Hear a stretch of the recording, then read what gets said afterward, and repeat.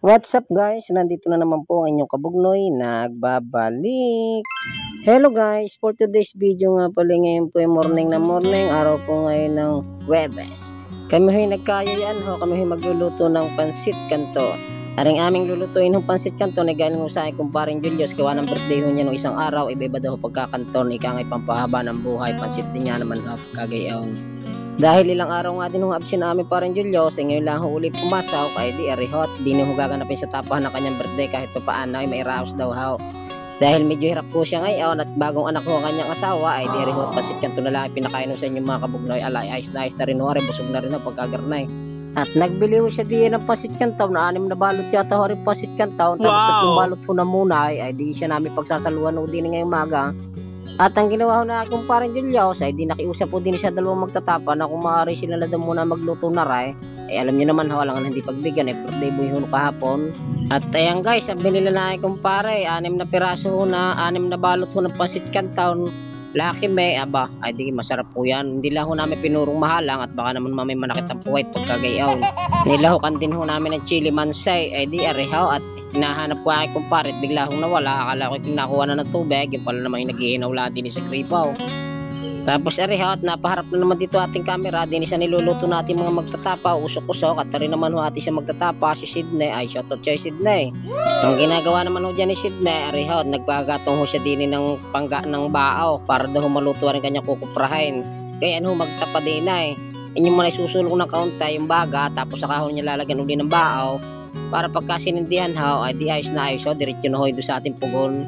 Conforme ho yun sa igagatong ninyo, pagka naman ho medyo madami ang inyong gatong, ay delikado naman ho, baka naman ho masunog ang ating kinukupra pagka gayon, hindi ho mapakinabangan. Kaya kontrol lang ho ang gatong, pagka medyo nalakas ho, ay di ba basa-basain nyo muna ng kaunti, para naman ika ngayon huminahin ho ng kaunti.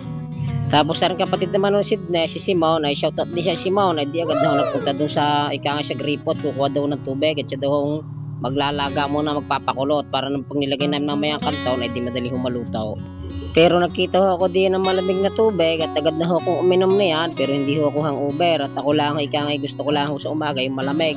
Ako ho'y puyat at gawa nagbiyahe ho kagabi si Kabugnoy. Ang problema ho pagbiyahe ko, ang dinalas ko naman ho ala ay di puyog na puyog at lurok na lurok, wala akong tigil ang ulan. Ay sabi ko nga ay buti na lang ay kahit pa paano ho may naiuwi pa rin kahit kakaunting kita pagkagayaw. At ayan ho, ang itsura ni Kabugnoy pagkapuyat. Ay parang lalong nagad na lalaki si Kabugnoy pagka medyo puyat. Charot! Siyempre, andito ng ating idol, si Borloloy. Agad na hong binuksan na itong pansit kanton at ilalagay na ho dito sa nagkukulo ang tubig. Ay kulong-kulo na ho. Masama lang ho sa pansit kanton, yung medyo labaw. Kailangan ho ang luto diyan. Di ayang-ayang lang ika nga para naman ho pagka ating kinain ay napakasarap. Isipin nyo guys, pansit kanton lang, aba, kita nyo naman ayos na ayos ang birthday na kumpare, kahit aron lang handa, ang mahalaga ho'y buhay at malakas. Mahirap naman ho yung may handa nga, isakitin naman, ay dito na ho tayo, ika nga, talaga namang pag nagkasakit mo ho, isawa na ho ng sabaw ng buko, ay awa naman. Tapos guys, meron diyang 4 na itlog, ay mutik pa humakasama din eh. Sabi naman nung magtatapa, ay wag naman, ayan, at yan ho, iyami pang ulam pa mamay tanghali. Isasama ko na sana din eh, buti na lahat sinabi, tara. At ayan na guys, sinalo-halo na ni Borlolo, yan ang matimusan na itong ating pansit kanto na pampahaba ng buhay. At shoutout nga pala sa aming ninong Danny na nasa Chicago, na siya nagbigay ng pambili ng pansit kanton na pinadala kay parang Julius. At pa-birthday daw kay parang Julius at agad naman nung pinakain sa amin, abay, ayos na ayos ho. Shoutout sa inyo ninong, ay talaga namang napakadabis ninyo, napakabait nga rin ho ay. Miss na ho namin kayo at wala nga ho, ika nga hindi na ho makainom ho ng masarapan si Kabugnoy ngayon. Ay lagi na lang ho tiyaga ho sa lambanaw, ay lagi pa rin niya ho tulog. Tama.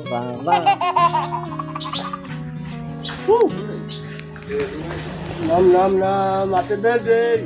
Sana mabuhay ka ng gusto mo!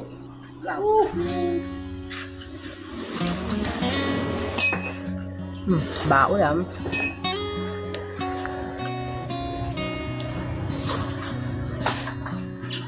Ya, boss, larat. Ya. Wow! Wow! Sa mula dyan kagat yung tampes.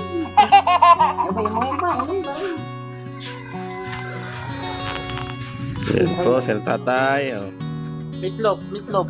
Ayan, meatloaf.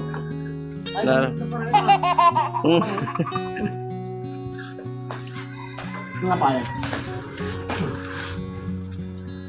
Ng bunjer. Si Days? Ng bunjer. Ano na yan? Wala yung dala. Kaya. Ay, paluko-luko. Sorry, oh.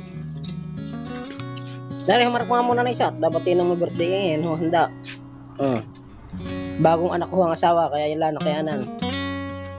Importante sa masama. Ano salo?